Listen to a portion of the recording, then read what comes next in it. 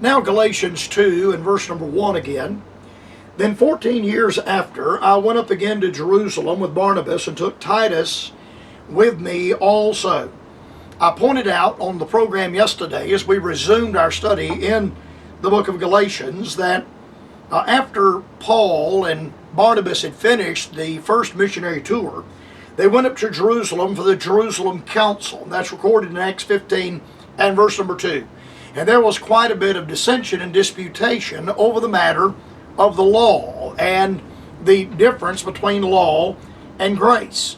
Now, I pointed out on the program yesterday, and I'll not spend a great deal of time going over this again, but there's always an inability for law and grace to coexist together. One man said that trying to mix law and grace together is like trying to mix oil and water. That is a very good assessment. And when the two things are brought together and there is an attempt made concerning the joining together, the union together of law and grace, it will always cause an area of dissension and disputation. After the Jerusalem Council came to an end, Paul desired to start a second missionary tour.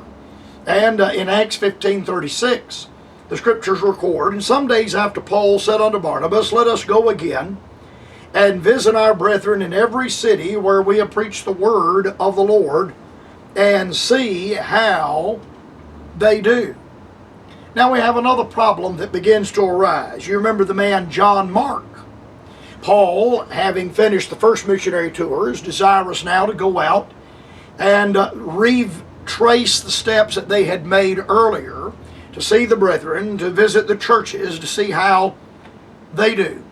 But in the first missionary tour, the young man named John Mark, who is a nephew to the man Barnabas, had departed from Paul and Barnabas and the company that traveled with the Apostle Paul, a rather large company, probably 20 or 30 people in this large caravan that traveled with the Apostle Paul on his missionary tours.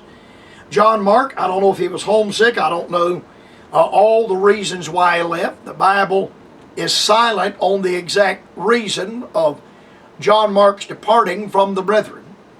But the Bible is very clear on the fact that John Mark departed and left Paul and Barnabas and the company there on the mission field. He had returned to Jerusalem with his uncle Barnabas, and on this next missionary tour, Barnabas is determined that John Mark is going to go along with them on this second tour. Now we have a problem that's arising between Paul and Barnabas. Paul is opposed to this.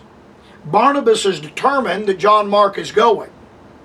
Paul is opposed to this because John Mark had departed earlier and had returned back home and left Paul and Barnabas on the mission field. What if there had been some definite need and some of the other men that traveled with the Apostle Paul had fallen sick, some difficulty had arisen, and John Mark's assistance and a labor was definitely needed. He was not there. He left them and returned home. Now, we have a problem that is arising between Paul and Barnabas. The scripture records in Acts 15:37, and Barnabas determined to take with them John, whose surname was Mark. But Paul thought it not good to take him with them, who departed from them from Pamphylia, and went not with them to the work. And the contention was so sharp between them, that they departed asunder one from the other. And so Barnabas took Mark, and sailed to Cyprus. And Paul chose Silas, and departed, being recommended by the brethren unto the grace of God, and went through Syria and Cilicia, confirming the churches. Now there are a number of things that you and I can observe from this record in the Scripture. God knows that unity among the brethren and harmony among the brethren is extremely important. The born-again child of God should seek to be a peacemaker.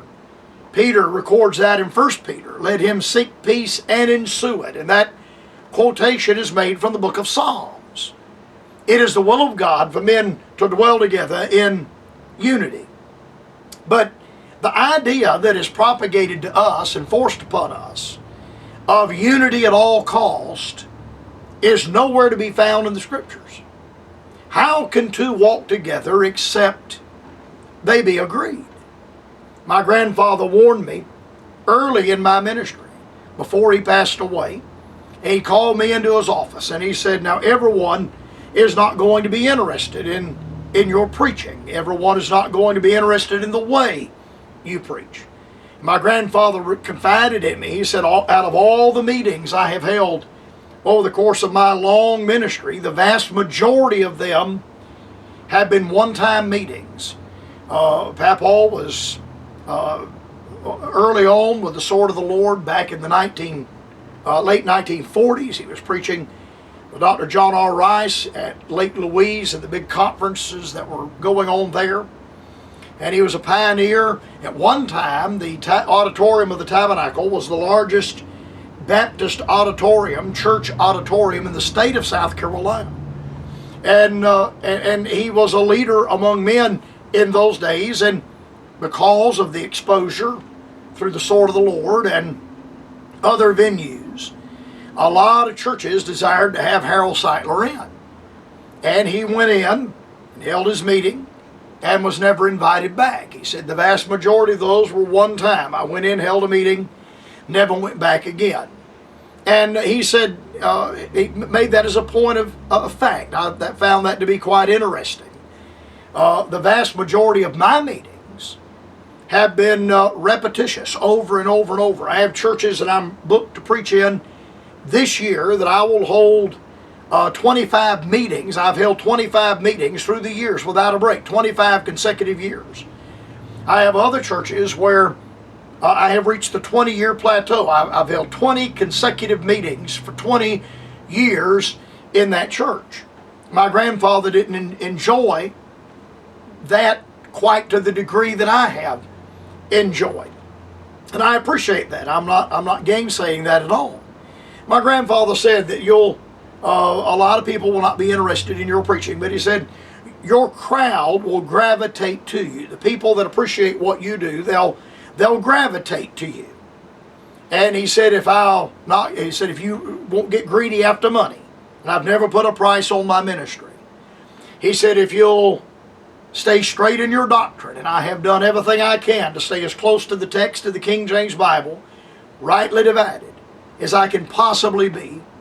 And he said if you'll leave the women alone, and I have left the women in my meetings alone. I have not meddled with the ladies in the churches where I've held meetings. I don't have their phone numbers. I don't call them on the phone. Never have. Don't do that now. He said you'll always have a pulpit. I always have. I have always had a place to preach through the years. But I recognize that I can't preach in all the churches in the Baptist Association. I can't preach in all the churches in the Southwide Baptist Fellowship. They're not going to book me. All the churches in the association are not going to book me. All the churches in the Southwide Baptist Fellowship are not going to book me. For that matter, all the churches in the South Carolina Baptist Fellowship or the South Carolina Baptist Convention are not going to book me. And the reason they're not going to book me is various and sundry, but it all boils down to they're not in agreement with my ministry, or they're not in agreement with my position on the King James text. They're not in agreement with my position on dispensational truth. They're not in agreement with my position on the New Testament church. They're not in agreement with me on the matter of the second coming, the matter of eschatology. And for one reason or another, we have a disagreement. Now, for you and me to preach that this area of disagreements is wrong or erroneous, I think is beyond what I read in the Bible. It is the matter of disagreements, the matter of heresies, and the word heresy in Paul's use is not in relation to false doctrine, but is in relation to this very thing that we see falling out between Paul and Barnabas, a division. But it is this matter of divisions that causes us to be identified with our position. I was talking to my pastor recently, Dr. Gallimore, and he was talking about wanting to have a meeting this year. And he made the comment to me. He said, I want to have the meeting in my church, and I want to call the pastors. And he looked at me, and it was a very factual thing, not a matter of criticism at all, it's just the truth. He said, I want to have that meeting here because I'm not certain that I can trust the discernment of some of the brethren on the preachers they would book in. And I appreciate the stand that my pastor made on that, and I'm in entire agreement with him on that. We just can't have any preacher and every preacher come stand in the pulpit because they will use various and sundry translations. Only the Lord knows what they would preach in motivation or what they would preach in exposition. You just can't have an open door policy in your pulpit. Paul and Barnabas arrive at a disagreement, a matter of dispute. The matter of dispute is over the matter of John Mark. Now, for you to say that because there's a disagreement or a dispute, that these men can't be used of God because they're not in sweet and precious harmony one with the other, Barnabas drops out of the scriptures.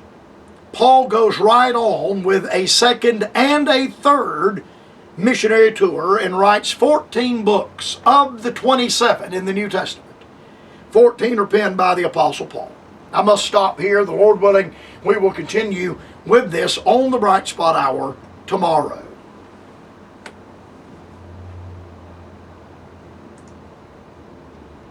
BrightSpotHour.com. By Dr. Carper at Post Office Box 4, Greenville, South Carolina.